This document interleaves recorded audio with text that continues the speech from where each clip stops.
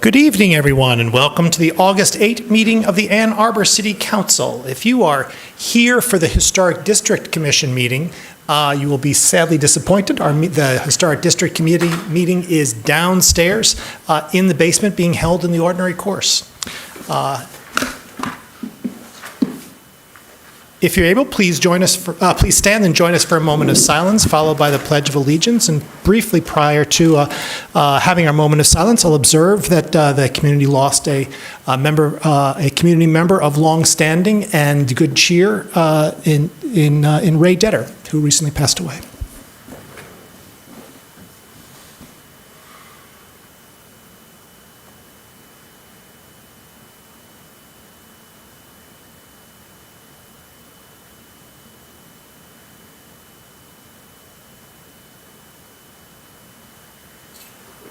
I pledge allegiance to the flag of the United States of America and to the republic for which it stands, one nation, under God, indivisible, with liberty and justice for all.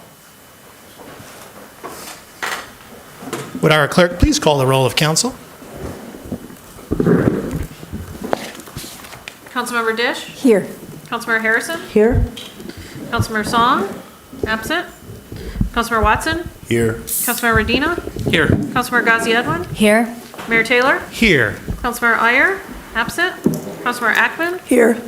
Councilmember Briggs? Here. Councilmember Cornell? Absent. We have a quorum.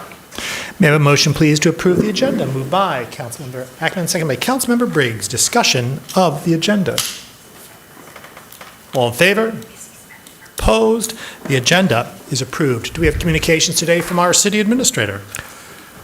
Yes, Mayor. In the year with all of the emphasis and focus on the elections and the election integrity and democracy, I want to cede a few minutes to our clerk to give a recap of how our most recent election was conducted. Ms. Boudreaux. Thank you.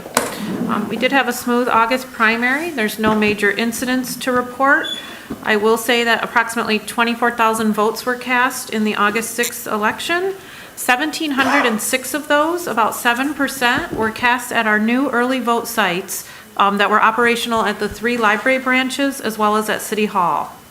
Absentee or mail-in votes continue to be the most popular option for Ann Arbor voters, with nearly 15,000 votes tabulated at our absent voter count board, almost 63% of total ballots cast.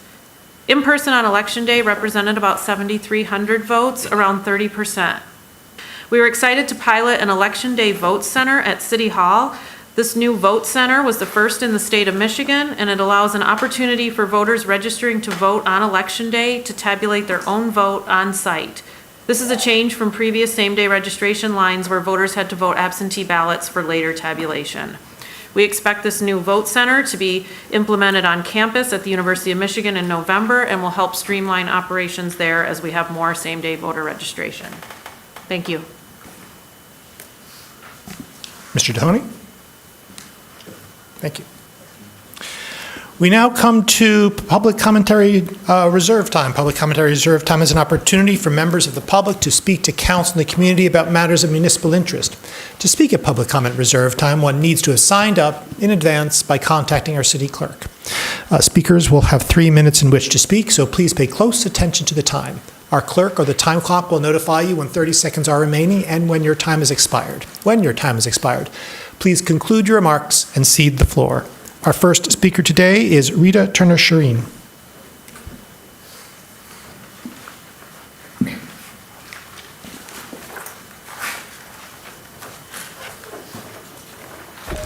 Good evening. Ready to go? Okay. Thank you, Mayor Taylor and council members. I'm here to talk about the lighting decision that I believe you will be making this evening. I ask for the council to support to place 29-watt street lamps in the residential areas and reserve the 58 watts for those areas that need higher wattage. You as council can set a standard to use a 2-tiered lighting strategy which does not create excessive light where it is not needed. You can store and manage two types of bulbs, both the 58 watt and 29 watt, and sustain a quality of lighting in neighborhoods that does not disturb the sleep of myself, other residents, and in particular the children. Otherwise, if you choose only the 58 watt single purchase, you will pay more to DTE for those watts. You will then pay more electricity long-term for 75% of excess lighting in the city of Ann Arbor. Not only will you do that, you set a standard. Ann Arbor is a leader in this field. And if you settle for 58 watt only, you then can count on DTE and others in this arena to use that as a standard and cite that Ann Arbor is doing this.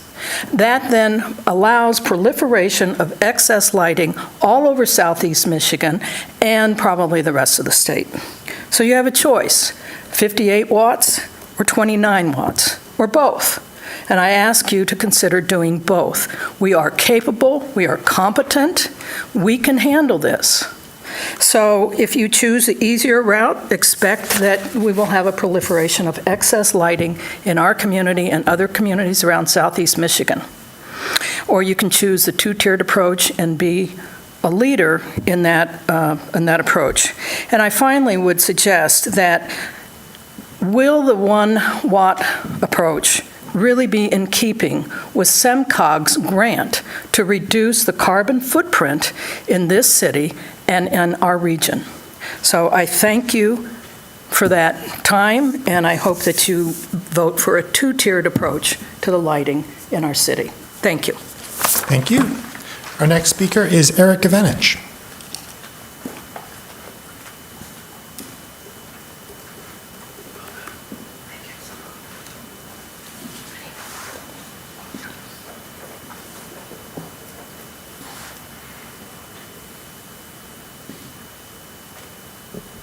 Mayor, this caller will be on Zoom. Go ahead, caller. Good evening. My name is Eric Ivancic, and I'm calling in from the 3rd Ward. I'm here to express my strong support for DC2, the resolution directing our city administrator to negotiate the transfer of MDOT's trunk lines to our own control. The people of Ann Arbor have long expressed how much of a priority it is to have a transportation network that is safe for all users. After all, we and those we care about use our roads daily. Transportation safety also intersects with our community's value of equity, in that often those with lesser means are using less safe modes of transportation along our trunk lines when it's dark. We need all modes of transportation to be safe at all times of day throughout our city. Currently, MDOT has control over its trunk lines within our city, and it's sadly clear that MDOT does not share our priority for safety. Getting them on board with meaningful alterations has been a regular and often unsuccessful struggle. Therefore, we are left with no other option than to take control of those trunk lines so we can re-engineer them to make them safer. I'd like to thank Council Members Ackman, Briggs, Cornell, Ghazi, Edwin, and Harrison for bringing this resolution forward, and I hope it will receive unanimous support. But there are other reasons our roads are not as safe as they can be and should be. To many of us, it's not clear that we have sufficient commitment to transportation safety from each relevant level within our city government. Ann Arbor has a Vision Zero goal to eliminate fatalities and serious injuries resulting from traffic crashes by 2025. It's obvious that we're not going to meet that goal, and that has real and tragic consequences. The chain of accountability is clear. Council is accountable to the voters, the city administrator, Mr. Dahoney, is accountable to council, and transportation-facing departments are accountable to Mr. Dahoney. So we need to quickly figure out why we're failing at this and implement measurements and standards within government to achieve those goals and provide staff with the necessary means and backing as early as conceivable. I appreciate your time. Thank you. Thank you. Our next speaker is Adam Goodman.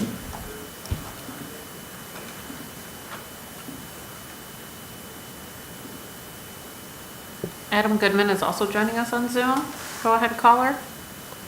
Hi, this is Adam Goodman speaking to you from the 5th Ward, and I'm also speaking tonight to urge you to vote yes on the trunk line transfer resolution. So, a little over 18 months ago, David Harold Darby Jr. was hit and critically injured attempting to cross Jackson Avenue with Burwood on foot. This happens to be one of 4 locations along Jackson and West Huron where neighborhood residents and the city government have been seeking to install crosswalks for decades. These are badly needed because that stretch of Jackson does not have a single safe crossing for a stretch of over 2/3 of a mile. But because Jackson is an MDOT trunk line, we have thus far been unable to see this done. In response to that January 2023 crash, I actually wrote an open letter addressed to our MDOT region leadership and to you all, calling for an immediate solution. I asked neighbors and other community members to sign and send it, and many did. Many of us are fed up with this situation. And I did hear back from both MDOT and the city that some sort of agreement had been reached and plans are in progress. But now 18 months have passed and nothing has actually happened. This is unacceptable, and it's clearly down to MDOT's intransigence. From what little I've been able to glean, it sounds as though MDOT is actually inventing new, never before seen forms of bureaucratic red tape, as if to spite us. And according to information shared at the last council meeting, dealing with this has apparently taken so much of our transportation staff's time that it's delayed other important road safety projects around the city until next year. Now, I bring up the specific situation on Jackson not because I think this trunk line transfer effort, which would take years, will be the most expedient way to get a few crosswalks installed, but I think the situation is emblematic of a much larger and more serious problem that we have with the MDOT trunk lines in our city. Installing a few crosswalks is literally the least that we and they could do to improve safety here. It's the absolute minimum, and yet we've faced decades of obstruction and delay. So if we want to achieve our city's transportation and climate action goals, the changes we have to make on these corridors are much, much more substantial and ambitious than that. And it's clear that those changes will never happen if MDOT remains in control. So I, again, urge you to vote yes on this resolution tonight. Finally, I do just want to mention, I actually have one of these super bright 65-watt DTE streetlights right outside my bedroom window. And I don't love that, but it's also not turned my street corner into the apocalyptic hellscape that some folks seem to be describing. It just seems to me that some of the rhetoric here has been a bit overstated. So I don't claim to know what the right answer is, but I hope we can arrive at a reasonable solution and not make the perfect the enemy of the good. Thank you. Thank you. Our next speaker is James Shireen. Good evening, Mr. Mayor and members of council. At your July 15th meeting, note was made of the omission of consideration of the 29-watt fixtures for the street lighting proposal. And according to the staff memorandum that you received in your packet dated this week, I'm quoting here, did not adequately vet these fixture alternatives. So to summarize, they just didn't do it. And the explanation that they have only had since December of 2023 doesn't seem a sufficient reason not to respond to the request for consideration of the 29 watts. To summarize, the 29-watt alternative does meet ANSI standard for the neighborhood lighting. It saves energy and money, and the analysis for this was provided to city staff more than once. We and you, as our representatives, deserve this analysis so that we have all of the information to make an informed decision, which are going to have very great impacts for a very long time. And so that is the main thrust of my remarks about the memorandum before you tonight. I will say, in addition, that the move to the warmer, soft white 2700 Kelvin is both commendable and appreciated. Thank you. Thank you. Our next speaker is Rita Mitchell.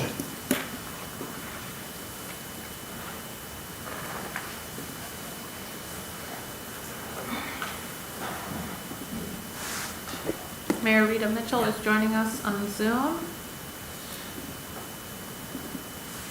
Mitchell, caller 194, go ahead and unmute your phone. Press star 6 to unmute. Go ahead. Hi, thank you. This is Rita Mitchell calling from 621 Fifth Street.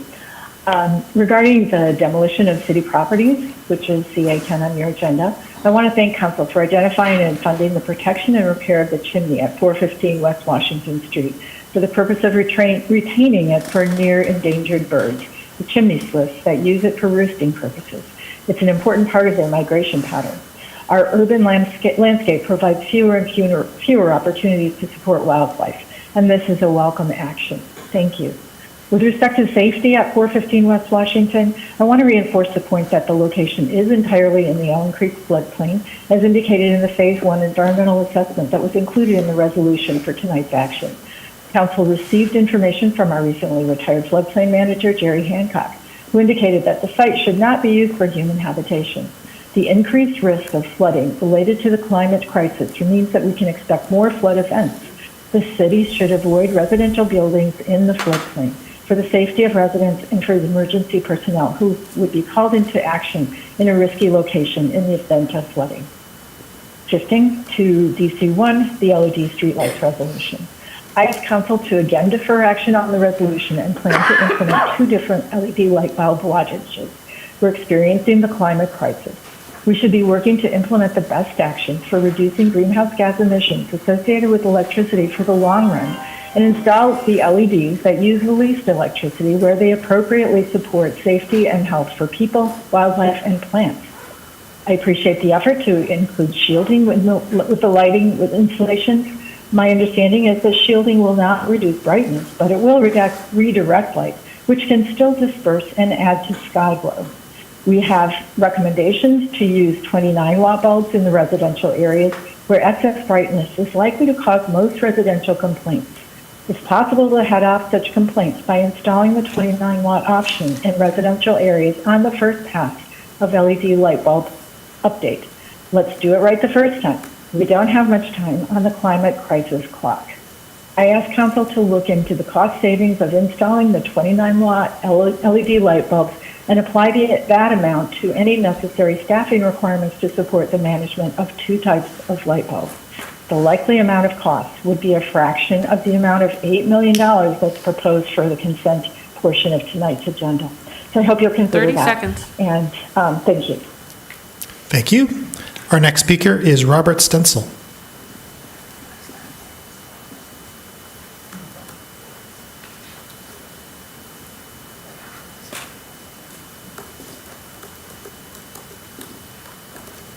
Mr. Stencil, phone number 803. Press star 6 to unmute your phone. Go ahead.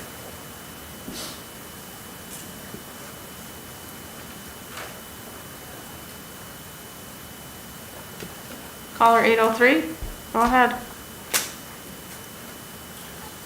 Can you hear me now? Yes, we can. Okay, thank you, Mr. Mayor. I too want to speak in favor of the lower wattage solution for the streetlight consideration, and second a lot of what's been said about it already. I'm somewhat mystified why big corporation DTE can't manage to stock 2 different kinds of light bulbs for the streetlights, but I do predict that the lower wattage bulbs will probably become standard around Southeast Michigan over time. So it would be a worthwhile investment on their part to play ball here. If for some reason we do have to proceed with the 58-watt solution, then let's advise DTE to stock up on a lot of additional house side shields, which are a fancy word for a lampshade, because the brighter bulb, and I too, like a prior speaker, have one of these current 65-watt excessively bright, excessively hot lamps, which is quite a bother. So I think we can short-circuit complaints by going with the lower wattage to begin with. So thank you very much. Thank you. Our next speaker is Ralph McKee.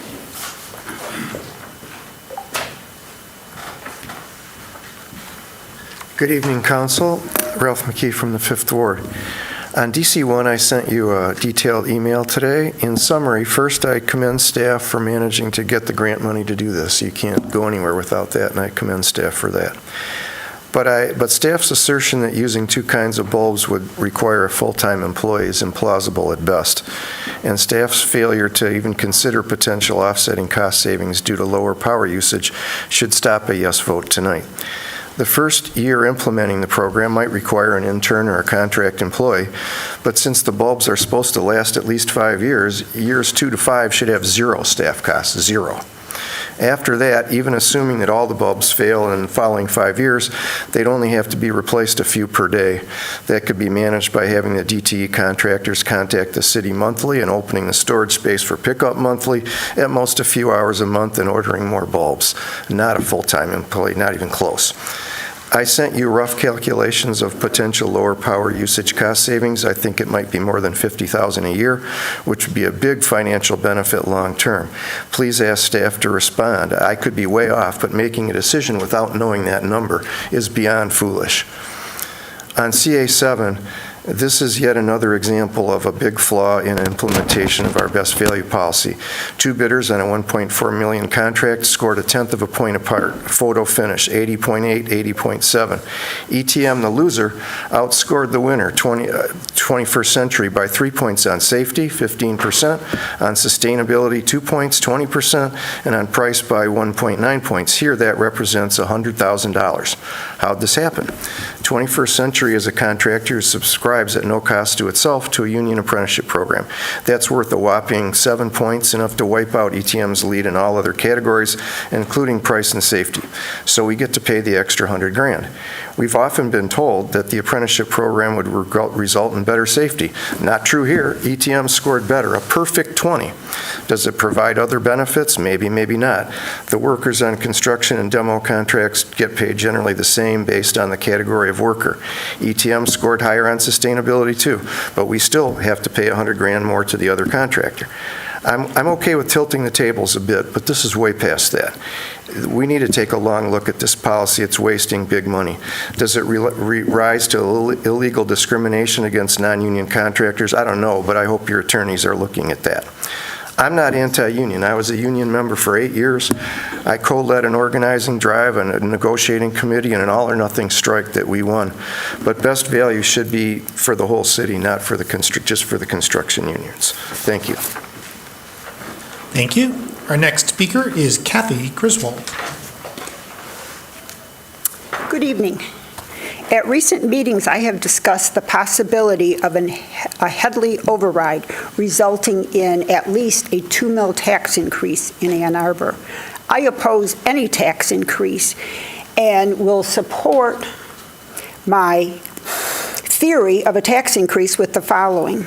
One, an administration committee meeting a few months ago, the administrator warned council that they could not have it all and needed to prioritize their spending requests.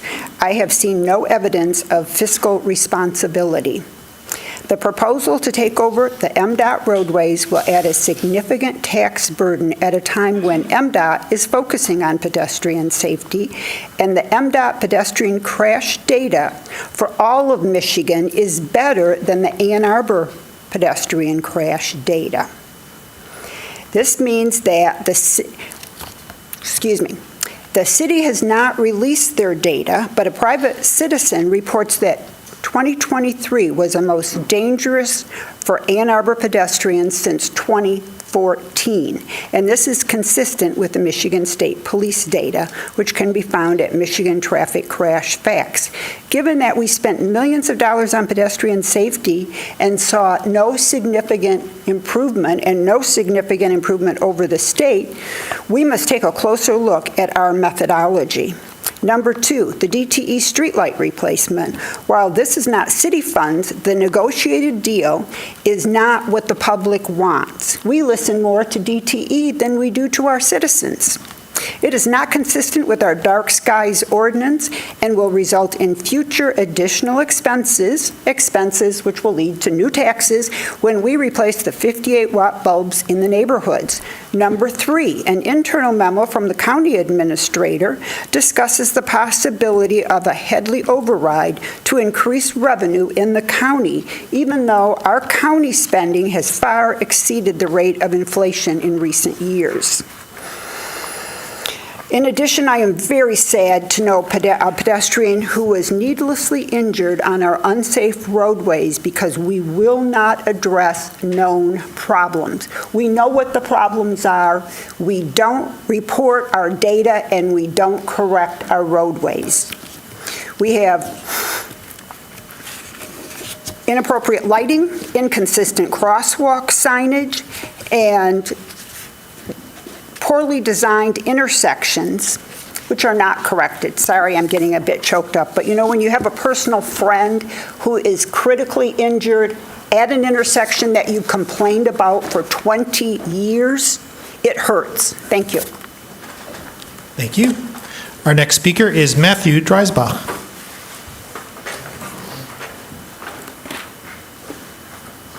Hey, what's up? My name is Matt. I live next door. I can actually see this building from my window. I've lived here 10 years. I went to Michigan for undergrad, then grad school, and now I'm a software engineer at Toyota. So I was trying to get involved in civics, and I showed up to my first council meeting like a month ago. And it was great. There was important things that were happening, but my criticism was that it was a little bit boring. All right, so anyways, I set out to try to fix that, and that's what I'm here to talk about today, which is, I built, it's a website that lets you subscribe to an email that's like an AI summary of what goes on in this city council meeting. So the URL is cityhall.email. It's not cityhall.com. That was like really expensive, but it's cityhall.email. Anyways, if you subscribe now, for example, on Friday morning, you'll get like an email blast. It's just like a couple paragraphs about what happened. It's pretty good. It runs on, it doesn't matter. It's not a company. This is not a company. This is just something I built and I was kind of excited about, and I figured you guys would also be kind of excited about it. Let's see. Okay, how does it work? So it actually takes the YouTube auto-generated transcript, which is like really good now, and then it shoves that into Meta. It released a new AI model that's real good at it, and then it uses that, and it's cool. We've also, okay, who would benefit? So maybe you have like a significant other who doesn't really want to come to these meetings, right? But maybe they would like get an AI summary and you might enjoy that. Or maybe you're listening on the Zoom and you'd rather not. We launched, let's see, this is not a replacement for minutes. Minutes are really valuable. This is just like a couple paragraphs. So not a replacement for minutes. Those are super cool. We launched Monday. We have 4 subscribers, and 2 of them are my parents. All right, so we're trying to get a little bit better at that. Again, the URL is cityhall.email. I love what you guys are doing. This is kind of fun. Thank you. Our next speaker is Evan Soliotis. Last meeting, I introduced council and the city administrator to my elderly mother, Lola Suliotis, the visible target of abuse by city officials, and I raised the issue of an investigation. What if several issues made my family the target of such economic assaults harassing us in our home? I start with 3 parallel suspects. Are we targets because my family filed a lawsuit against a darling chemical industry construction product called spray polyurethane foam insulation? This construction product, essentially manufactured in your home by combining 2 chemicals, is poorly regulated, and within many residential settings is difficult and expensive to manufacture to a significant degree of quality assurance. Is it because we won a lawsuit against our well-connected local attorney who represented us in that construction case and secretly bound us to a contract, making us assume the risks of the chemical company's failed product? It cost roughly $40,000 to defeat the chemical company's attempt to bind us to this illegal contract. Michigan's judicial system is dominated by the Bar Association. a tight-knit grouping of judges and attorneys alike. It tragically allows for residents to be forced into contract terms they never agreed to, largely to the benefit of deep-pocketed corporates. It costs too much money and demands detailed evidence to reverse such forced contracts. We kept good records for the jury to see, but many clients don't know to do this and are fed to the wolves. Finally, is it because I filed an antitrust complaint to the Federal Trade Commission, labeling the Michigan Bar Association a cartel with unfair influence over Michigan's judicial system? This cartel of lawyers and judges has created anti-democratic barriers preventing the average Michigander from accessing our courts to defend our rights by artificially raising legal costs and by other means. Ann Arbor's Community Standards Division has weaponized this fact and now targets residents like my elderly mother with complete impunity. Hence my 2022 activities urging the creation of an ombudsperson. To my knowledge, the city administrator, who is commissioned by unanimous council vote to produce an ombudsperson's report, has missed the report deadline by a full year and counting. I based my antitrust complaint on my family's experience with various members of the Michigan Bar, be they rule-breaking public sector attorneys, rule-breaking local judges, or private attorneys, who mayhaps rallied to assist our rogue attorney once this person was in deep trouble. Council is informed that serious rules have been broken and is accountable, so what will you do? Will you investigate shady practices within community standards and protect residents from targeted economic assaults? Or will you support rogue local officials motivated by hostile corporate interests to attack whistleblowers? I'm Evan from Ward 5.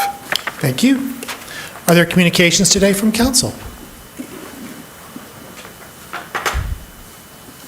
Councilmember Rodino.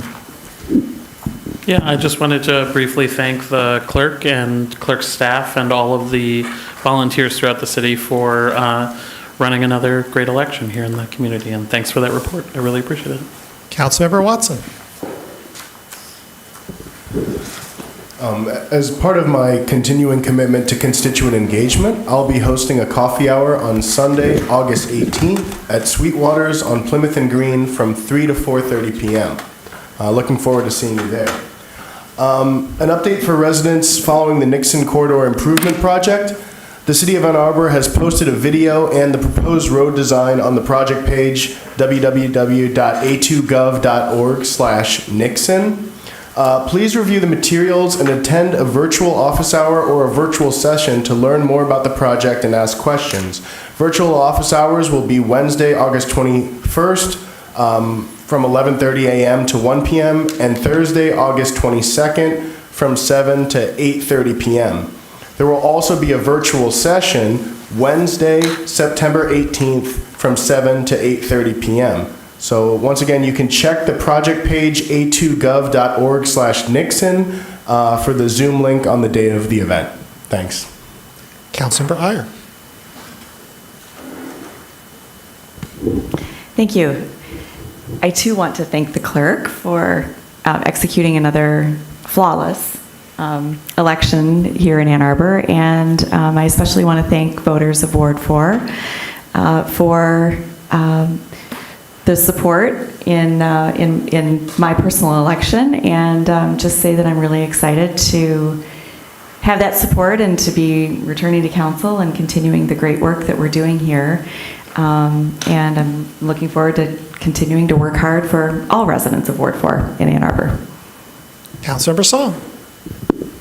I'm sorry to have missed some of the public comments. I was coming from an event that Congressman Dingell had invited me to participate in Detroit, welcoming Minority House Leader Hakeem Jeffries to Michigan. I want to speak to a rally that was here in Michigan yesterday, and a number of you attended. And I feel like it was history in the making. So as we reflect on the primaries, I am so proud of Ann Arbor for demonstrating what it means to be a Democrat. And here in our city, we helped a number of folks in their congressional races. And a message that I'm bringing back from this event was that here, where we can pave the way to restore faith and confidence in our democracy, we are also helping our congressional candidates fight off the chance of not having these elections actually certified. So if we have a congressional majority, Democratic majority, that specter won't be hanging over us. So I know it's busy times, it's confusing times, but it's pretty clear what it means to be a Democratic Party member here in Ann Arbor. And I'm really thankful for the folks who took their time and committed to helping other candidates across the state in our community to uplift those values. Further communication from council.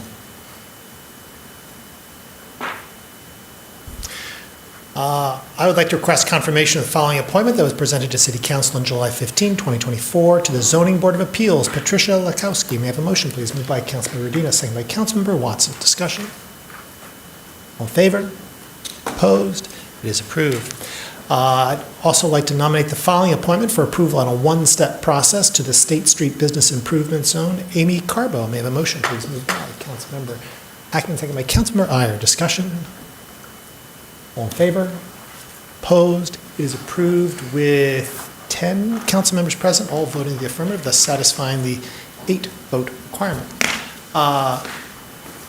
For my part, I also, too, would like to thank the clerk and all members of city staff who have participated in the election, whether you are a permanent staff member or whether you are here to support our elections. I know it's a thing that many folks in our community like to do. They enjoy participating in local government through support of our elections, through election staffing, and it's a well and excellent thing to do. And we here in Ann Arbor are so fortunate to have a clerk's office that focuses on free and fair, efficient elections with an effort to broaden the opportunity to vote to so many throughout our community, making it easier for people to come and have their voices heard. We now come to the consent agenda. May I have a motion, please, to approve the consent agenda, moved by Councilmember Rodina, second by Councilmember Song. Discussion of the consent agenda. Councilmember Briggs. Thank you. First, I just wanted to draw attention to CA2, 3, and 4, and mention once again, how incredibly excited I am to see this pedestrian tunnel between Barton and Vandermeer getting actually built. It is something that we have been waiting for years, and it is such a critical connection in our community. So that is super exciting. And this was a mistake. I should have had it open, and I did not.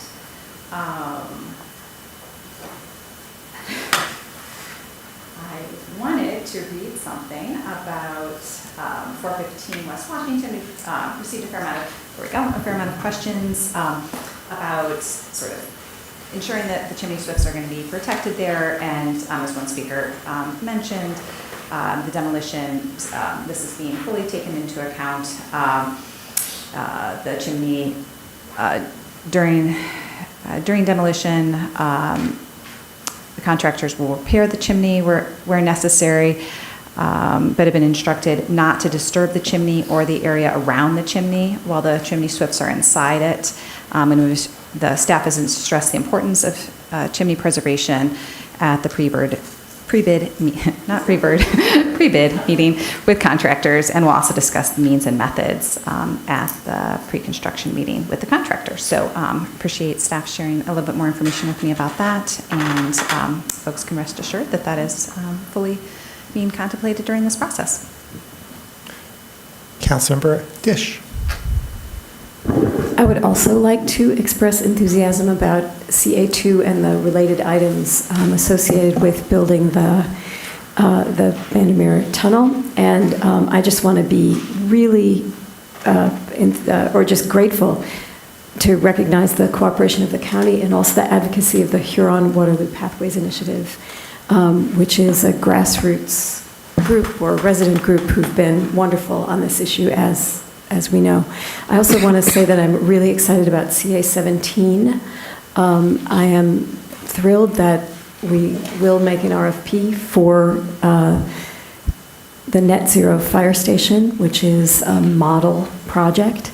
And I'm very enthusiastic about the potential for the city to sell bonds to finance the cost, depending on what the cost estimate comes back to be. And then finally, just to underscore something that our marvelous clerk, Jackie Boudry, mentioned a moment ago, that the University of Michigan Museum of Art and Duderstadt Center on North Campus will operate as full satellite clerk's offices and early voting centers, as well as voting centers on the day of the election. I know there are no University of Michigan students listening to this, but maybe the AI will summarize that and they will all know what to do. Further discussion of the consent agenda. I would like to pile on my praise to the aforementioned items. The improvements at Barton Bandemere is going to be transformational for so many in the community who love to use the border trail and want to expand upon it. And I am incredibly excited about the various.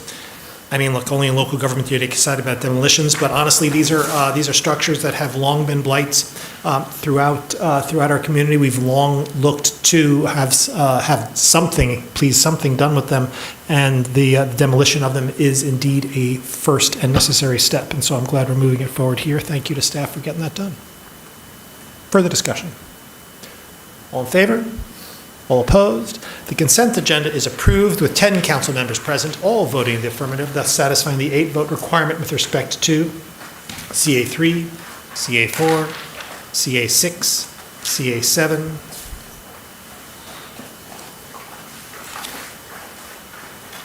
and that is all. And CA12, I am reminded. Thank you. No public hearings today, and so may I have a motion, please, to approve the regular session meeting minutes of July 15, 2024. Moved by Councilmember Watson, second by Councilmember Ghazi Edwin. Discussion of the minutes. All in favor? Opposed? The minutes are approved.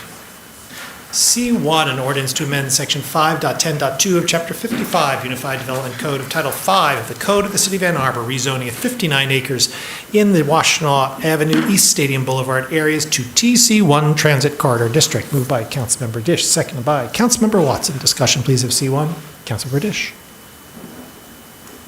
I know that we are all pleased to see this fourth and final of our planned so far TC1 rezonings. In the Washtenaw area, this will be 41 parcels of land covering 88 acres located between US 23 and Platte Road, and along East Stadium, 18 parcels covering 14.8 acres of land, generally between Washtenaw Avenue and St. Francis Boulevard. Those of you who know this area well know that there is a unique feature on the south side of Washtenaw Avenue before it reaches East Stadium, and that is a service alley between Pittsfield Boulevard and South Huron Parkway. This portion is not proposed to be designated TC1 street type. It will remain C3, which is a mixed-use district, so that's compatible with where we're going. This block, it's judged that this one block, doesn't need TC1 zoning to preserve pedestrian amenity space. So there's really only one key difference with the TC1 zone, is that as C3, it would still be mixed use, but the maximum height that could be reached there is 55 feet as opposed to TC1. And TC1 would allow a maximum of 75 feet at the point that is 80 to 300 feet removed from a residential area. I know that's confusing, but TC1 graduates, as you all know, to higher heights the farther it is from a residential area. So the point is that we're really not losing very much by this little bit. As we have discussed before, and I'm going to be brief because we'll have a public hearing and everything next time, but I just want to get on the record that TC1 better achieves a variety of different goals that are stated in our current comprehensive plan than the current zoning of the parcels on this corridor do. The overarching goal is for already developed areas to work more efficiently and for a broader range of customers, residents, employers, and employees. And above all, we hope that we can put things that house people on things that currently house cars. That is, residential projects on parking lots. Now, this reflects the values of our present era in which we wish to make a transition away from auto-centric land uses. The features of TC1 include enabling higher density land uses and requiring smaller footprints, which supports a pedestrian-friendly landscape because there are shorter distances between destinations, which can be more comfortably crossed by foot. TC1 focuses standards on building form, which makes it much easier to convert shopping centers or office complexes into mixed use, and it requires sites where parking lots are not the dominant feature. Not only does it limit surface size lots, but it prohibits the placement of the lot between the building and the transit corridor. So I strongly urge you all to move this on to second reading, knowing how many of our goals that it achieves or advances. Further discussion of C1? Councilmember Watson. I'd like to thank the Planning Commission, planning staff, and Councilmember Dish for their work on this and their work explaining this. But, you know, I'm happy to see this come forward. TC1 isn't about immediate change to these corridors, but rather about influencing what comes next. We don't want strip mall development to be replaced with more strip mall development. This category has been vetted by staff and is intended to increase housing access and choice, affordability, and options along transit corridors. Our community can support more walkable, transit-oriented development. And I've heard concerns about building height in the community, but I just wanted to reiterate that maximum building heights in this area are in line with current zoning designations when near residential zoning districts, but then when far from residential zoning districts, the maximum heights permitted in the TC1 district are greater than the commercial and hotel districts, but are less than the office, ORL, and RE districts that already exist on the corridors. So I encourage residents interested in the allowable heights on these corridors to view the interactive mapping tool at plan.a2gov.org/TC1 corridors. Plan.a2gov.org/TC1 corridors. And there's a little mapping tool, and you can see lines and distances that show how tall the buildings can be. Thank you. Further discussion? Councilor Song. I'll be less technical, if only because this is long in coming, and this borders several wards. For Councilmember Watson and myself for Ward 2, this is a significant advancement in just talking about what change can come to the community, even though it won't be financed and built and appear before your eyes in some time because financing is difficult, and these are not public parcels. I would love it if our community could imagine the people who could potentially live here. And the last time we did community engagement along this stretch about Washtenaw, we actually had a new young resident who is a young professional here who had previously had to commute, but made it a point to ride his bike to this meeting to say that I am a new neighbor, and this kind of housing would help me stay in the city longer. That's also a valuable conversation to have on who we can welcome here to the city to stay longer and not have to commute and beat traffic. It's actually your neighbor. Further discussion? Councilor Redina. Thanks. I'll be relatively brief. I just wanted to, as another council member representing a portion of this area, I just wanted to thank staff for all of their hard work and planning and council members engaged. We've spoken about this a lot before, and this is a long time coming. I'm really grateful to finally have the opportunity to vote on this tonight and to move it forward. I think we've talked a lot about where development makes sense in our community, and this is an area where it simply, just makes a lot of sense along major transit corridors. And it's been an objective and a goal of ours since I joined council, and looking forward to seeing this continue to move forward. Further discussion? Councilmember Iyer.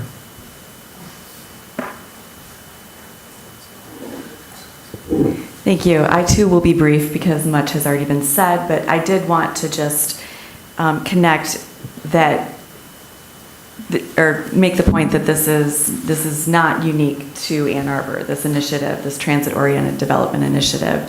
Of course, we've had many conversations about this as we've made this zoning designation available in different areas of the city. But I do think it's important each time we do this to remind the community that we are answering a call from President Biden and Vice President Harris when we do this. This is an idea that has percolated in our community. It's been part of our plans for years, but it is very specifically part of President Biden or the Biden-Harris administration's housing supply action plan.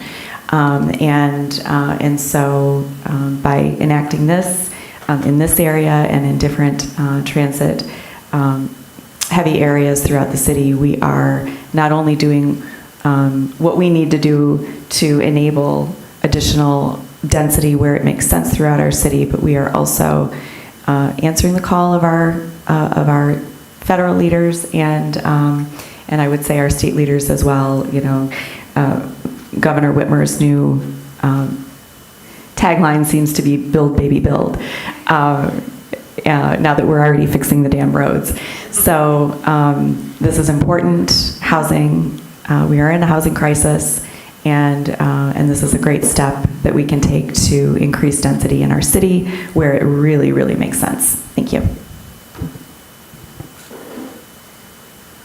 Further discussion? All in favor? Opposed? It is approved. DC1, resolution to accept carbon reduction program grant funds from Southeast Michigan Council of Governments, execute a contract with DTE Energy to convert DTE streetlights to LED technology in the amount of $1,250,000 and appropriate funding. Moved by Councilmember Dish, seconded by Councilmember Radina. Discussion, please, of DC1. I believe we have a staff introduction. Thank you, Mayor. Staff is being brought forward. This is a continuation of an item that was addressed previously a couple of weeks ago. There were some additional questions and additional work that staff was asked to do. One of the things we try to pride ourselves on is being professional at all times and providing clarity to policymakers and in bringing forth our best professional judgment. We believe that we're able to do that this evening. The overall request that we're asking for is that a decision be made on this item. There is a hard deadline of September 30th in order to comply with all of the grant requirements. There's a number of administrative steps that we would have to conduct if we're going to go forward. And whatever the decision of council is, we will certainly execute it. Ms. Stewart. Good evening. My name is Sky Stewart, and I'm the Chief of Staff for the Public Services area.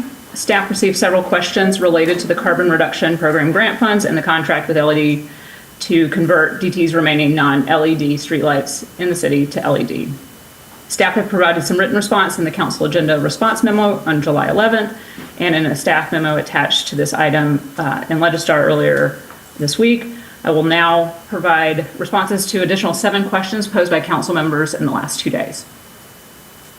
Question: since city staff will already be ordering and managing the special order stock for DTE for multiple different fixture types, managing a map, etc., how does adding a second bulb type generate enough work to require another FTE?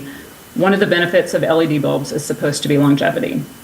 Response: staff responded to elements of this question at the last council meeting and in prior communications. Selecting a single uniform Cobra head style fixture and wattage for the vast majority of our city lights, the vast majority of streetlights included in this conversion would significantly simplify and limit city staff time required for both the initial installation and for longer term inventory management as lights inevitably fail and need to be replaced. While LED fixtures are expected to have a long life, in fact, we have a 10-year warranty on our recommended fixture, lightning strikes, vehicle knockdowns, and other issues like premature failures can occur at any time in the life cycle, which can necessitate a replacement. We do expect to see the inventory management work related to special order materials to increase over time as the fixtures age. As we moved away from planning to use DTE standard fixtures for this conversion project to realizing we would need to manage special order replacement inventory in perpetuity, staff did expect to have to find a way to absorb the extra effort without knowing what those indirect staffing costs may look like in the short and long term. However, staff know based on existing workload and responsibilities that there is not current capacity to absorb managing even more complexity with this project by further stratifying the long-term inventory management work and increasing the upfront street-by-street QA/QC effort needed to confirm a specific light fixture at a specific location. The estimate of approximately 1.5 FTEs that included a lighting engineer and a part-time inventory management position was a ballpark attempt at identifying capacity constraints and expertise gaps that limit the city's ability to get more involved in the lighting network design with DTE on their streetlights. Question 2. It's my understanding that one of the previous barriers to managing 2 different wattage bulbs was the cost associated with maintaining the stock DTE required the city to have on hand. Based on conversations with DTE staff, it sounds like this was an issue they were willing to negotiate on to reduce costs for the city. Is that also your understanding? Response.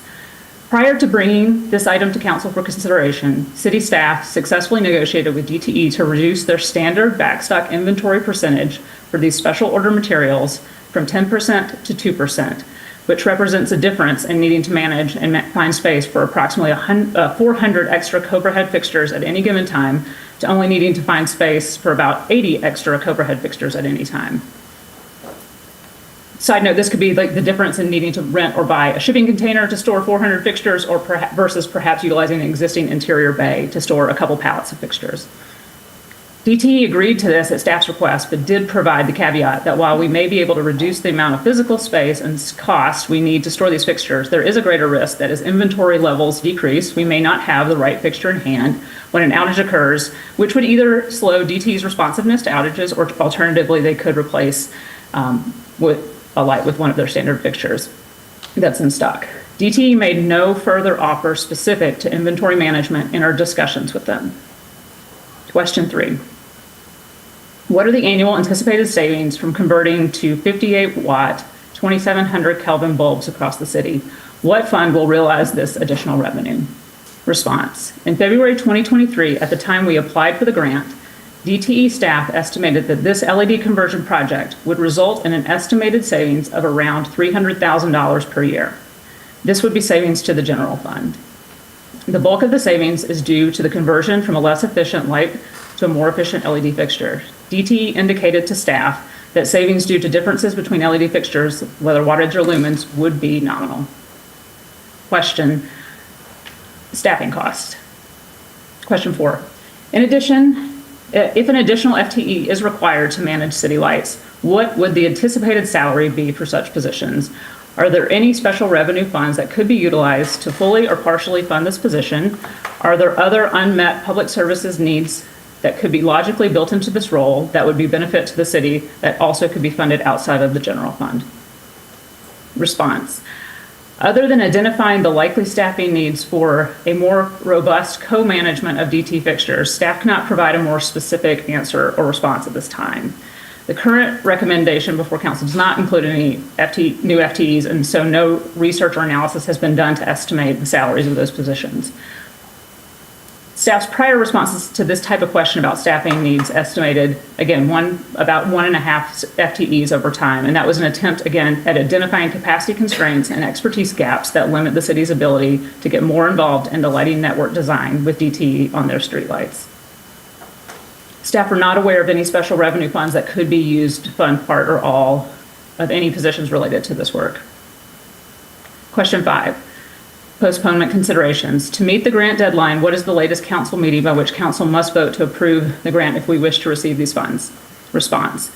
Staff has been advised by SIMCOG and MDOT that in order to secure the grant, the funds need to be obligated and the project underway by September 30th. A decision on whether to accept these carbon reduction grant funds needs to be made tonight for staff to be able to move forward with the administrative tasks associated with getting these funds obligated by the deadline. Execution of the contract with DTE will of course be required, but there's also other tasks like the MDOT environmental review process. Staff have been able to make progress on some of these tasks while in review, but others must wait for an executed contract. MDOT staff responsible for administrating this grant through their local agency program have advised city staff that their project should be obligated well in advance of the September 30th deadline, ideally by mid-August, in order for the obligation deadline to be safely met.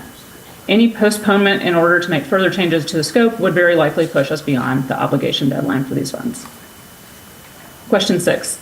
Did DTE offer anything that would lower the cost to the city by using 2 different lights? Response. As previously mentioned, DTE did agree to lower inventory stocking requirements for special order materials as part of this conversion project. The direct cost savings from maintaining a smaller inventory would apply to any special order materials, whether that be 2 Cobra head style fixtures or 1 Cobra head style fixture. DTE indicated that they would be amenable to helping the city find a way to reduce the upfront cost for initial implementation, but there was no indication that would reduce the staff's effort or long-term cost for co-managing DTE streetlights, including inventory management. Question 7. The memo indicates that staff asked DTE about questions in the memo, but in the council discussion, there was a specific request to ask DTE to work with the city to create a plan that allows for 29-watt bulbs to be installed on local streets in a manner that wouldn't significantly increase costs for the city. This memo does not discuss if that request was made to DTE and how or what alternative scenarios were considered or feedback received. Response. Staff understood the request from council was to re-engage with DTE to ask if they would revisit the terms of their special order agreement, and specifically if they would manage the inventory themselves. We provided the feedback we received on that question in a memo. Staff did not explicitly ask DTE to help create a plan to reduce the city's costs for having various wattages on local and major roads, because we didn't understand that to be a specific request, and we apologize if we misunderstood council's intent. We did discuss alternatives with DTE that could allow the city to use a single fixture at varying wattages, but ultimately there was not a single fixture that met both the 29-watt and the 58-watt criteria that had been widely discussed in the community in which we had sought public feedback on. DTE has been a willing partner in this effort and has indicated that they can order and install either or both of the Cobra head fixtures types for this project, depending on the city's fixture preference. Following the city council meeting on 7/15, city staff have been in near daily contact with various technical staff at DTE to ask further questions and talk through various alternatives. Staff also met on Thursday, July 18th, and on Thursday, August 1st, with a larger group from DTE that included the government relations representatives in addition to the technical team. Staff would like to reiterate that the cost of managing the special order inventory with 2 fixtures is not the singular concern in recommending a single Cobra head style fixture for this conversion effort. As we have learned more about LED lighting technology and more about the fixtures that were installed as the demonstration lights, staff do not recommend the 29-watt fixture for any roadway lighting at this time, regardless of cost. Compared with the most common existing non-LED light in the neighborhoods, the 100-watt HPS, the 29-watt LED fixture with house-side shielding that we piloted in the field only provides about a quarter of the lumens that exist in the field today. Streetlights provide lighting in our neighborhoods, but their primary purpose is to illuminate streets and sidewalks in the public right-of-way. Staff believe the 29-watt fixture with the house-side shielding to reduce light trespass on private property is too drastic a reduction in overall lighting for our roads and sidewalks, and staff believe is inconsistent with our roadway safety goals for vulnerable road users laid out in the city's Moving Together Towards Vision Zero transportation plan. The recommended 58-watt 2700 Kelvin fixture with house-side shielding meets both our roadway lighting needs while also trying to mitigate resident concerns related to color temperature, light trespass, glare, uplighting, backlighting, and overall brightness. Thank you.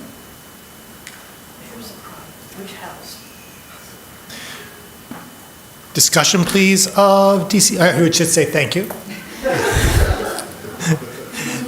Discussion, please, for DC1. Councilmember Briggs.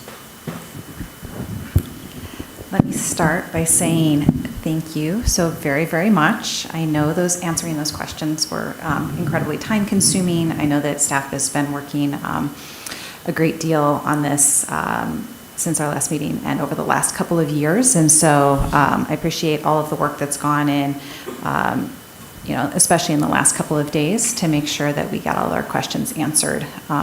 As you can hear from the last couple of public comment periods, and you would see if looking at our emails, it has been filled with questions around this issue. And so I think that these responses did a good job of answering and summarizing answers to all of the questions, most of the questions that we have received. I did want to follow up on one thing that you mentioned and ask you to elaborate a little bit on it.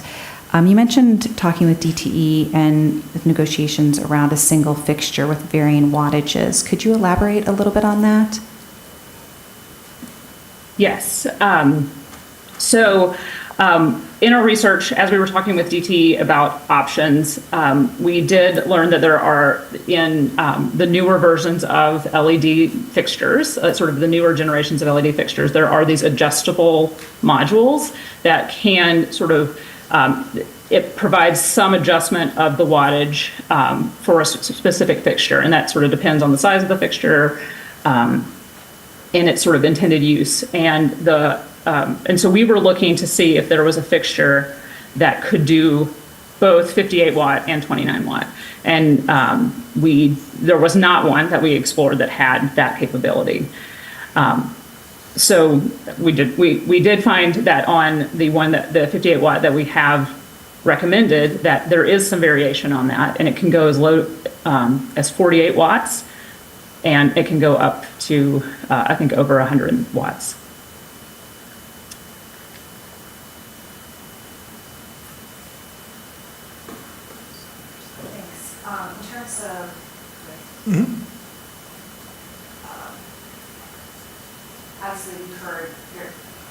Obviously, we've heard really strong calls for sort of 58 watt and 29 watt. You've explained why that's not recommended. I'm not going to. In terms of the fixture that will allow for at least a lower wattage of 48 watts, does that seem, would that be a viable alternative? The good news about the 48 watt or selecting to install at a 48 watt is that it is the existing fixture. So the purchase agreement that is in front of you is that fixture. It's a we spec'd it out, scoped it out at 58 watts, but it can be reduced as part of installation. It's not like a dial. I mean, it would be installed at 48 watts. And so that would be something that we could do with the existing purchase agreement and with the existing lights that we're already preparing to order or recommending. Councilmember Ackman. Thank you for providing all that detailed information. It's been a lot to absorb over the last month or so, and so I really appreciate your work and being responsive to the questions. I guess I just wanted to kind of summarize a bit of what I've heard both from the community and, learning from staff, just to kind of set the context as we go forward. So, we know from what we've heard in these chambers and on email that our community wants us to be a leader.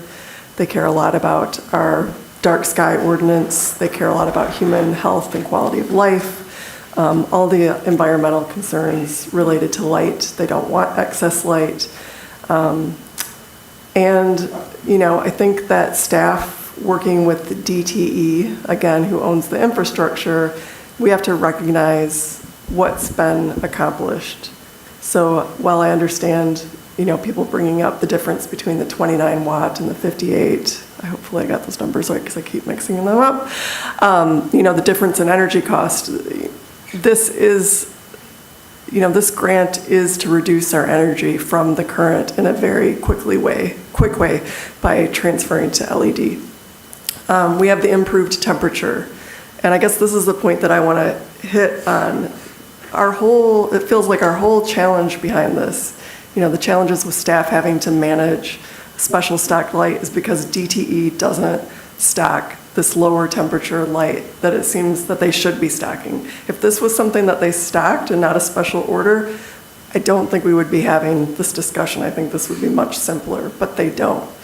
The wins so far that we have is the temperature, the faster transition, the shielding, the reduced carbon footprint. Those are all good.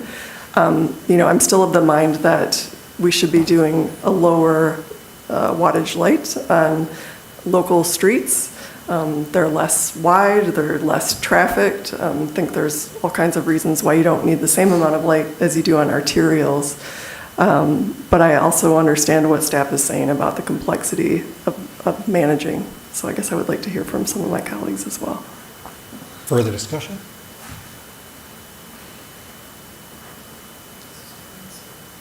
Councilmember Rodino.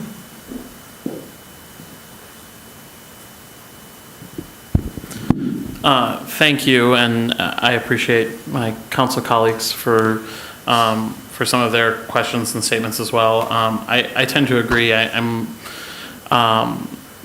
It makes sense to me that that a lower wattage light would be necessary for our neighborhood streets for the reasons that Councilmember Ackerman pointed out, and frankly, just for quality of life in general. I mean, if we see these around the community, they're significantly brighter than necessary in a neighborhood.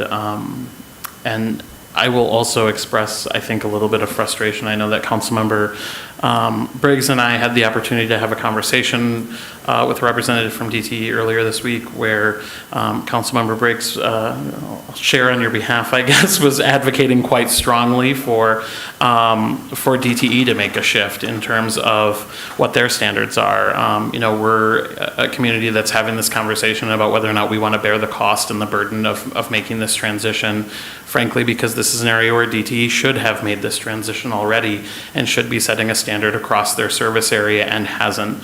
And so I think that's something that we need to continue to push for. I hope it's a lesson that they're learning from this process. And I will also say, I've shared this with a few of you before, I am, the more and more that the city is responsible for doing DTE's job, it leads me to question why we're keeping DTE around. And so this is an ongoing question in our community. It's one that has provided me a level of frustration, and I know our residents and constituents a level of frustration over the last several weeks. I'm grateful to hear that there's potentially an alternative that would provide at least slight less wattage in our neighborhoods. I would perhaps be interested in hearing if this is something available to staff. I know we're talking about the amount of electricity being used in the wattage. Do we believe that kind of a 48 watt alternative would provide significantly less brightness kind of in that area that might help to address some of these concerns? I have some information. If we were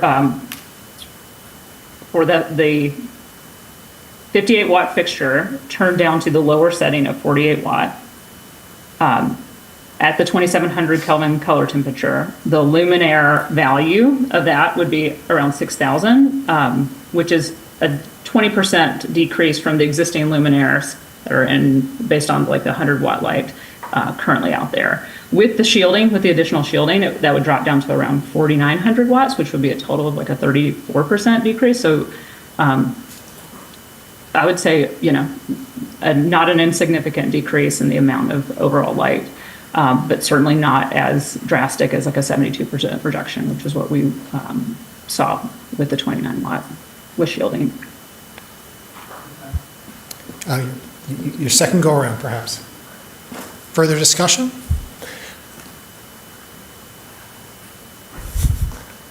Let's go dish, then boom, then boom.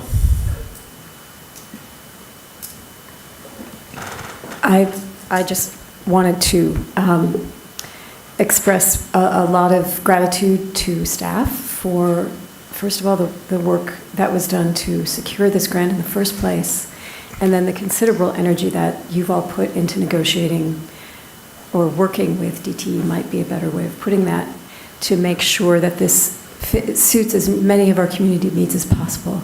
I'm also really grateful for my colleagues for how much energy you've put in to really hearing our residents' concerns about excess lighting, and for understanding as much as possible about this highly technical issue, which, as evidenced by the previous answer, is really difficult to get all of our heads around. And so this is an area for me where I feel a real need to lean on staff. I don't mean lean in the sense of pressure. I mean, this is where staff support is crucial, and it's where I think diligent and thoughtful back and forth and questioning between CMs and staff is really important. So I'm so grateful that all of that was done. I feel very relieved that the fixture that you have all that staff has spec'd out enables some flexibility. Clearly, there need to be decisions about how it gets set at the moment of installing, because it's not like you climb up the pole and turn it down. So I hope that that will not be an overly burdensome task, but I'm feeling extremely reassured that we found something that meets our needs for safety and meets our needs for to preserve dark skies and everyone's sleeping patterns, human and not human alike. So I am going to vote for this, and I'm very grateful again for all the work that's gone into this. I'm going to myself also indicate that let me get my clock started, that I'm going to ultimately, I believe, support the resolution. I'd like to also frame one point which is crucial for me, and that is that we are not operating here in a vacuum. We're operating as a foil against DTE's existing conversion plan.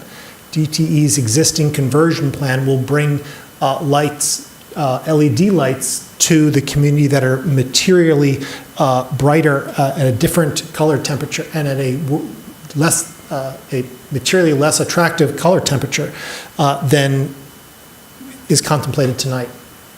So juxtaposed to that eventual reality, layered with the upfront cost savings of the $1 million grant, plus the rapid achievement of an important 820 goal, with the sugar of the dial down to 48, which is a pleasure to learn. In my view, this meets our goal. For me personally, I hate streetlights. I'd much rather, that's where I am as Christopher. But as mayor, I think it's the right and necessary thing to do, both from a budgetary perspective, from a balancing perspective against the oncoming reality of DTE's worst bulbs, leavened with staff's, transportation engineers' recommendation about what is necessary for in-street pedestrian and vehicular and I assume bicycle too safety. These things all bundled together lead me to say that this is it's an outstanding solution in many respects from staff, and so I do want to give staff great love for that. From a neighborhood perspective, it is a okay solution. It is better than it will be in the absence of this solution. So I will choose the pretty good and forestall the arrival of the not very good. Councilmember Briggs Rodina Watson. Thanks. I don't want to restate the points that you made, Mayor. I will add that I spoke with the executive director of SumCog today to understand sort of what might jeopardize our grant and what might jeopardize our ability to receive grants in the future as well. And it is important that that we do that we reach a point of agreement this evening on this. And so I want to reiterate how important I think receiving this grant is for the city and achieving all of the goals that have been stated by my colleagues. I think the ability to get a 34% reduction in brightness on our local streets by reducing the wattage to 48 watts on local streets would be a real gain, and also meet at least begin to meet the call that we have had for lower lighting on local streets than on arterials. And so I'd like to recommend propose an amendment, which I'm happy to have different wording stated since this is not written down, but resolved that the fixtures shall be installed with 48-watt bulbs on local streets and 58 watts elsewhere. I will start there. Well, let's have a second just to get that party started. I am in, is there a second? Ackman. 58 to 48. I am informed that this will be, that if we pass this evening, then the particulars of what and how that gets done will be coming to us at some point. We understand the interest of seemingly where this is going, and we're able to execute that without any kind of amendment or anything else. We'll take it from there. All right. May I characterize the amendment as withdrawn? Is anybody unhappy with that? Everybody's happy. All right. You still have the floor. Well, I don't know if you still have the floor. You're good. Radina. Part of my question was answered. I was going to ask what else was needed from us to get to that point. This is a technical question for Ms. Stewart, and I don't know that it is necessarily one for you versus DTE. The shields in particular, I've heard some concern that they don't fully envelop the light and aim downward, and so when they are placed on a light, they actually could have the effect of reflecting the light into a house across the street, for example. Is there really only one shield option here? I guess I've heard a lot about shields as a potential alternative to help control the light, but I could see it as kind of like a situation where we're creating dueling neighbors who are reflecting light back and forth at each other.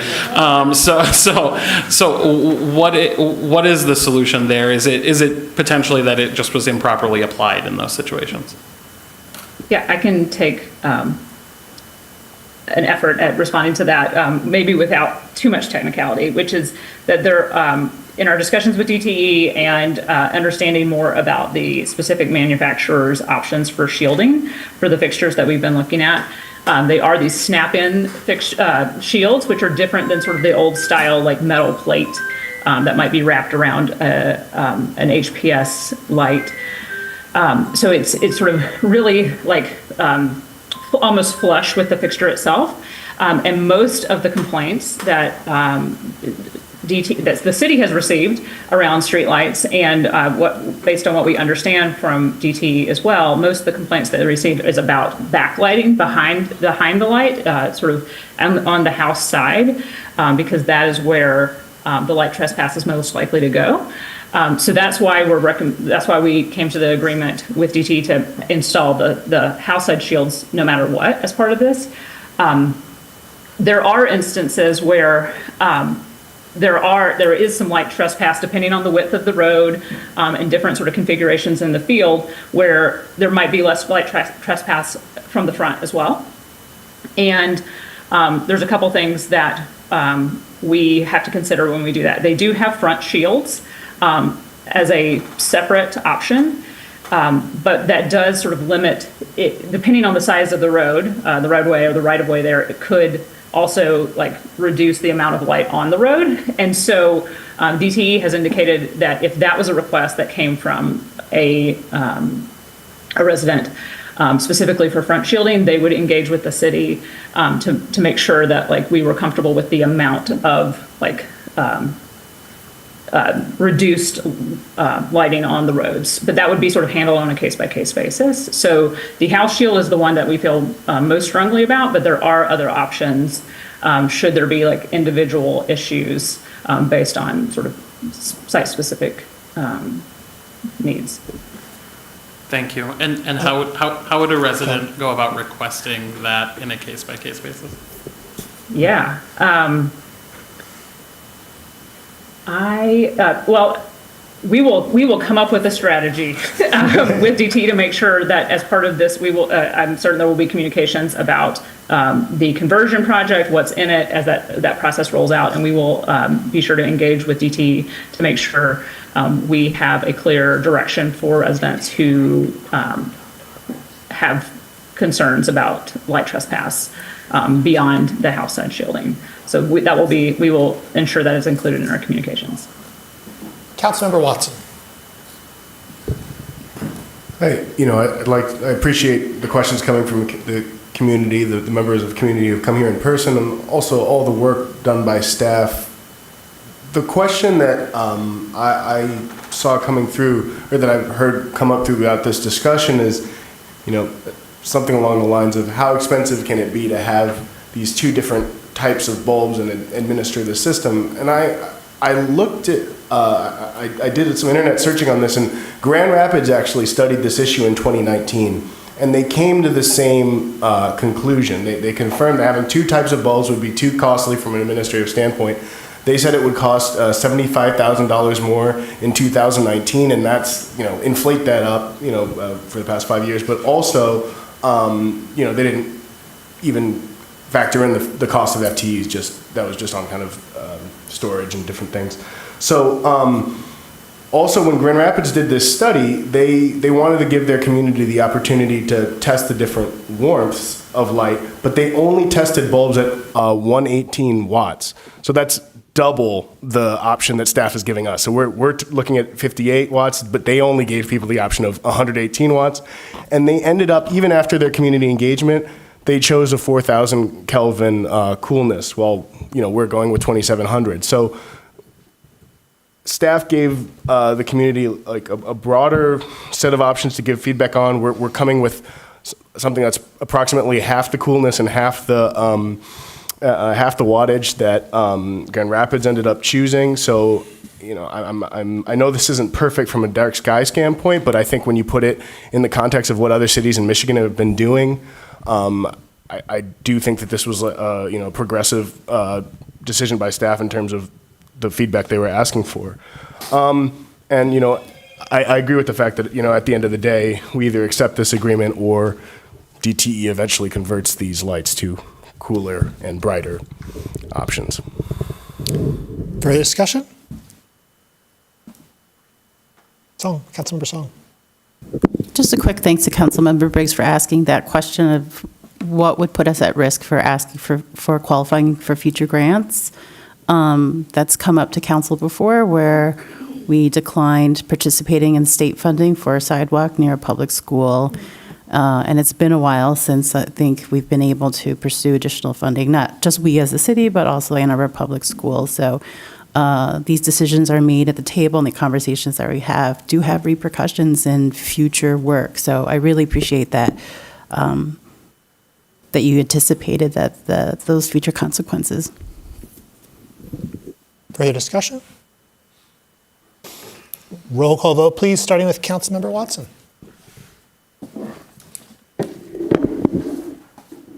Councilmember Watson? Yes. Councilmember Redina? Yes.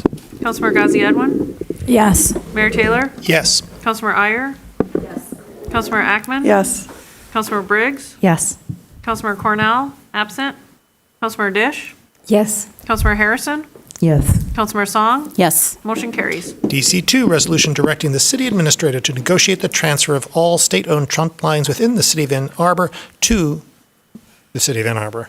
Moved by Councilmember Briggs, seconded by Councilmember Iyer. Discussion, please, of DC2. Councilmember Briggs. Thanks. I feel like I'm talking a lot this evening, but start on, shortly after our work session in June, where we received the presentation on the trunk line study, just on June 21st, a 45-year-old Ypsilanti resident was critically injured riding his bike on Washtenaw Huron Parkway.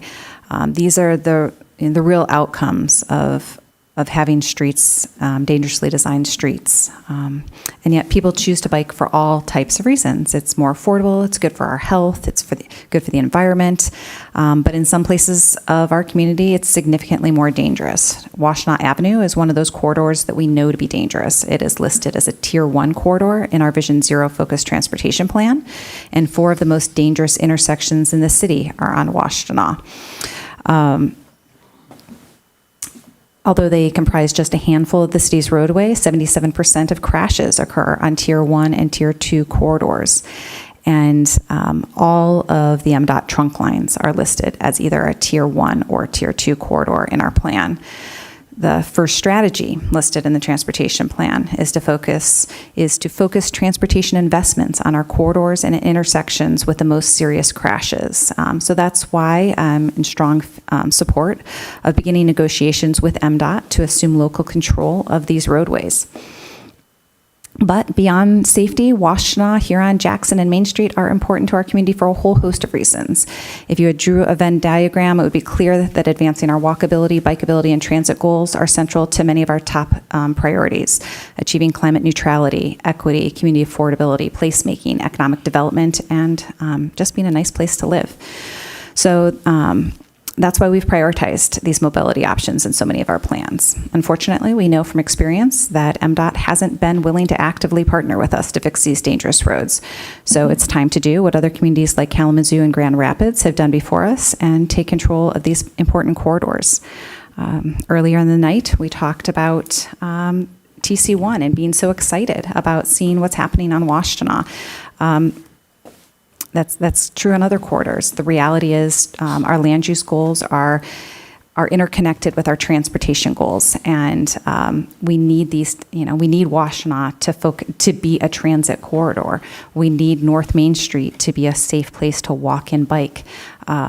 It is a key connector to the border-to-border trail. We need Jackson and Huron to be safe streets for people to be able to cross and bike on. We need all of our streets to be like this, but unfortunately, we haven't had the control over them. So I'm excited to be supporting this evening, and hope that others will as well.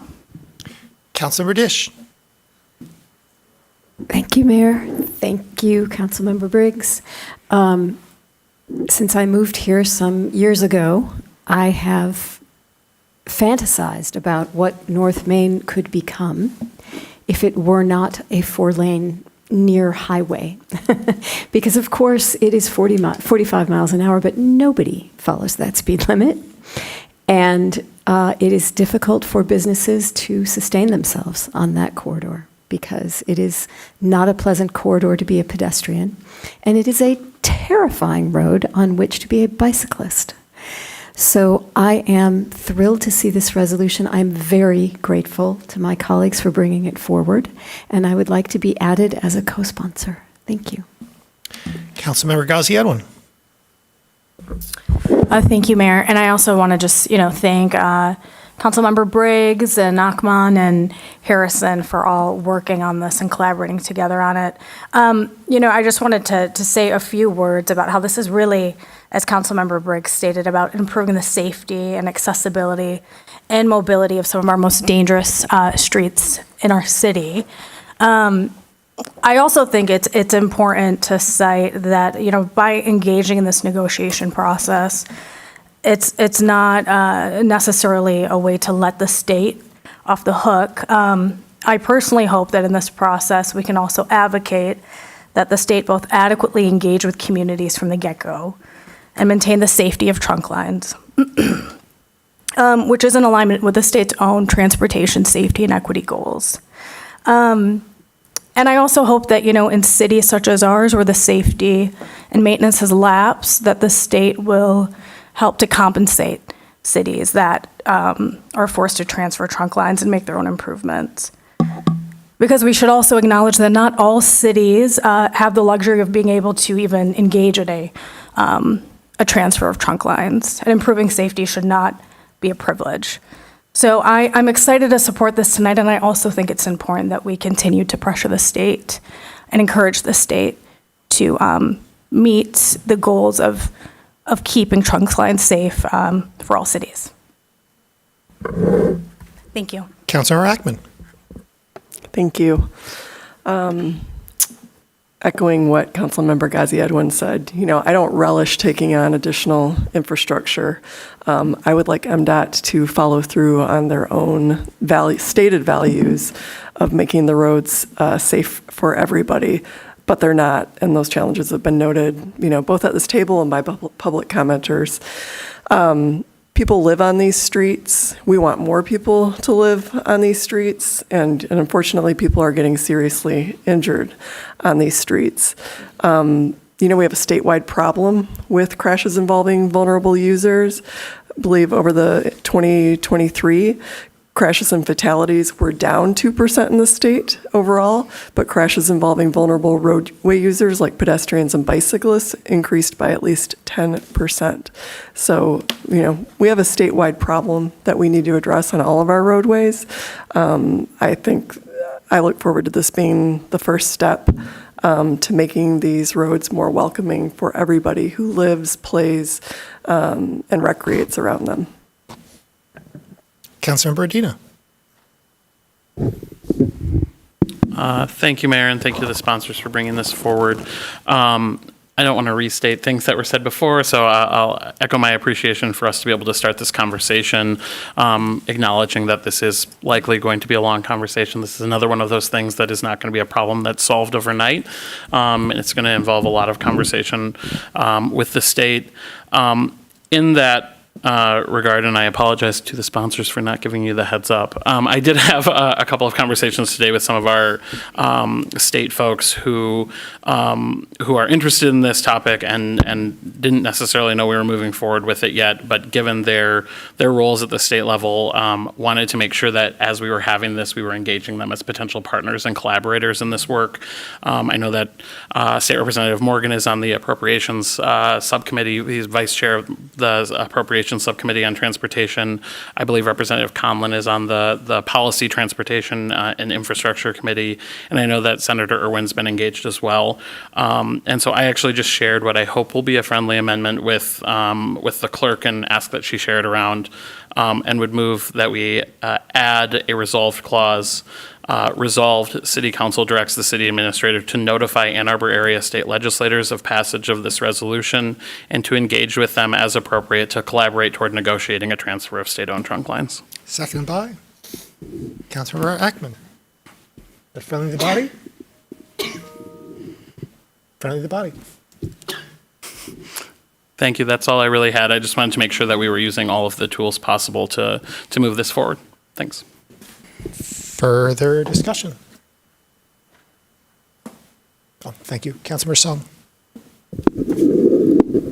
It's been a while, but there was a time where Councilmember Briggs had described this area with an example of watching a resident try to cross Huron with groceries coming from the food pantry that we have at the Salvation Army. And if you take a quick look at the map along like what we're talking about, this corridor, that's also where Laurie Terrace is, where we have our low-income seniors. It's where the Delana Center is, where we serve our homeless population for the county. It's where the YMCA building is, where we have a number of classes, summer classes, and serve children in the area, and not too far from our elementary schools.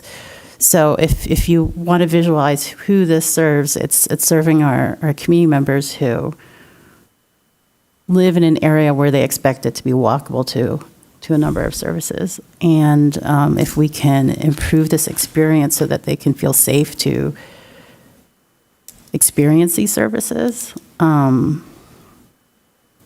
hope is that this is a worthy investment. Further discussion? Councilmember Ackman.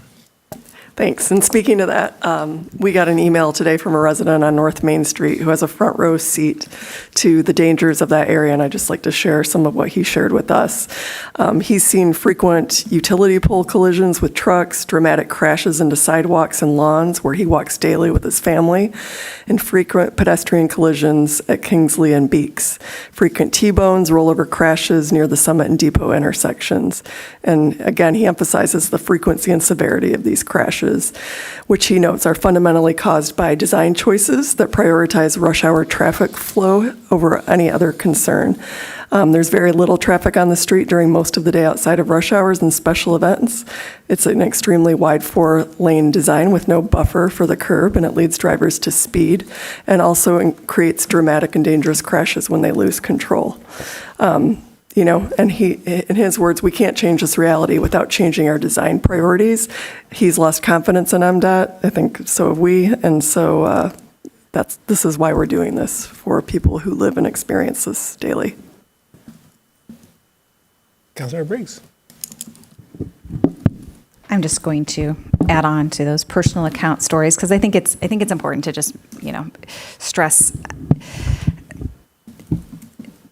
the livability component of this, right? I live right next to Huron, and as you mentioned, constantly watching folks trying to make it across the street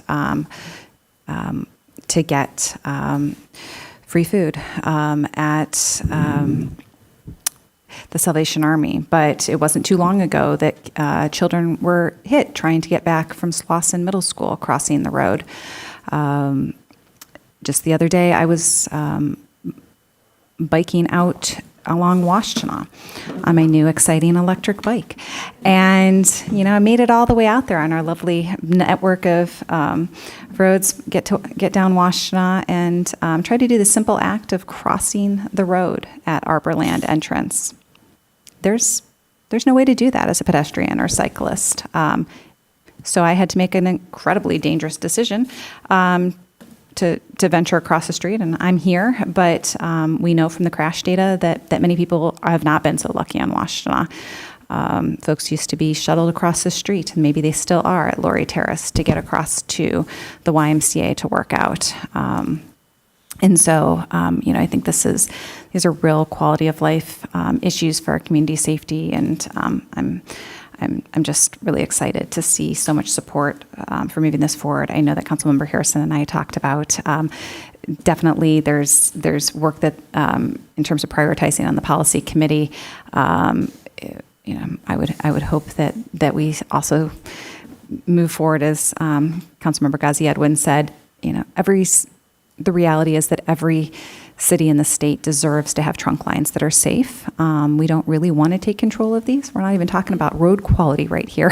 We're just talking about design. So, I would hope that actually other solutions might be able to move forward while we're in negotiations. But if not, we need to be prepared to act. Further discussion? I'm particularly excited about this prospect. These corridors, of course, are fundamental to getting around town and are barriers to getting around town all at the same time. And we at the city are looking to make sure that our roadways are safe and usable for all users. And we want that design ethos to be extended to these important roadways as well.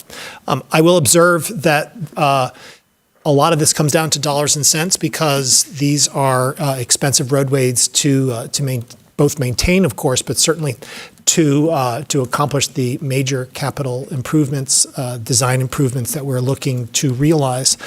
It will be easier for some roadways than others. Right now, for example, the state has pegged a repair cost on Main Street, and it will be difficult for them to logically walk away from that during the course of negotiation.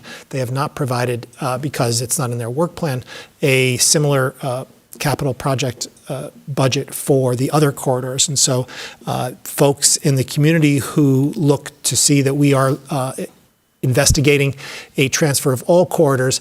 That's going to be the conversation, but that in the event that we are moving any of these forward, and I hope that we do, it might not be all in one fell swoop. It might be incremental as we are able to balance our ability to fix with MDOT's obligation to pay. Further discussion? All in favor? All opposed? It is approved. DC3, resolution to accept grant funds from the U.S. Environmental Protection Agency for the 2023 Environmental Justice Government-to-Government Grant Program to develop a model regional resilience network with resilient infrastructure in Ann Arbor and Washtenaw County, approve a cooperative agreement with the U.S. Environmental Protection Agency, and appropriate funds in the amount of $1 million. Moved by Councilmember Dish, seconded by Councilmember Watson. Discussion, please, of DC3.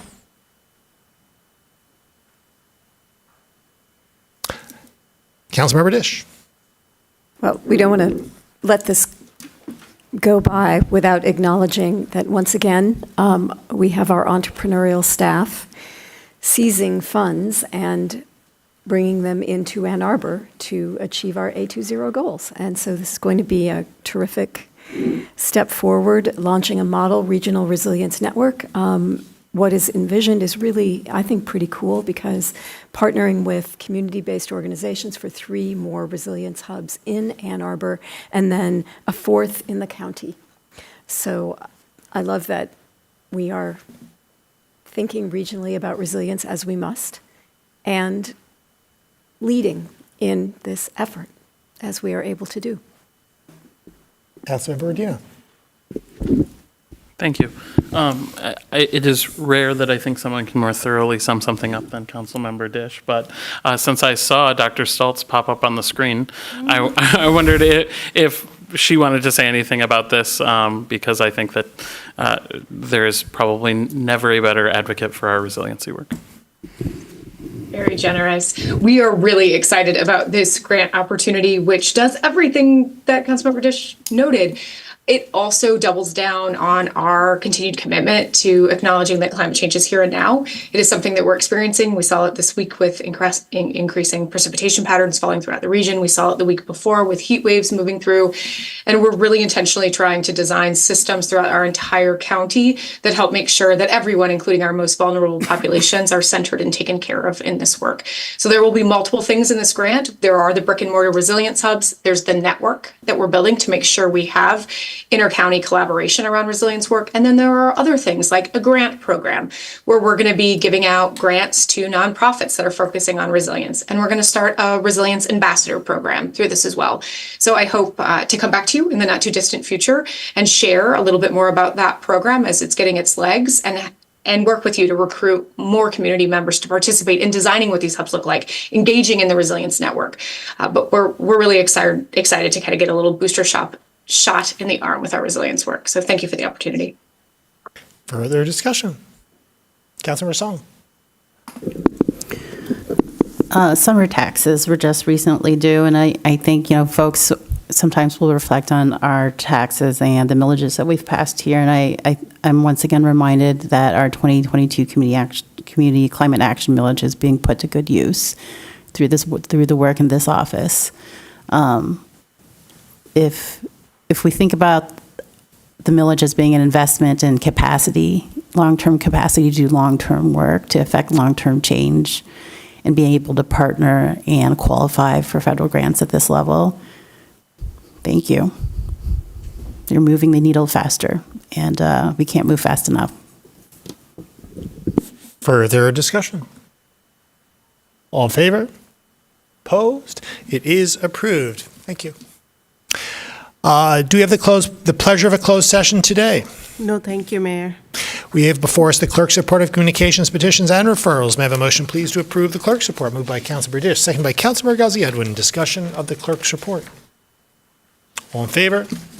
Opposed? The clerk's report is approved. Do we have the pleasure of communication today from Indomitable City Attorney? Not tonight. Thank you, Mayor.